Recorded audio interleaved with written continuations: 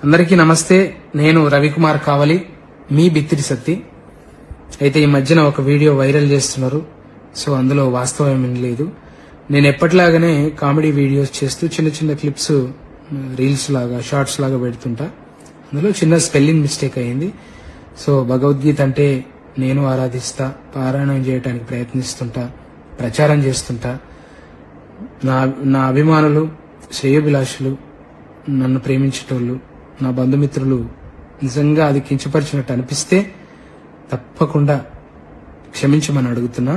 కానీ ఉద్దేశపూర్వకంగా చేస్తే మాత్రం అది ఎదుర్కొంటా ఖచ్చితంగా. ఇంకా వాళ్ళు మనం ఎన్ని రోజులు చేసినా 15 ఏళ్ల నుంచి చేస్తున్నప్పుడు ఎలా మన మీద అట్లాంటివి వైరల్ చేయబుద్దయిందో ఇక వాళ్ళ విఘ్నతకే వదిలేస్తున్నా. Thank you.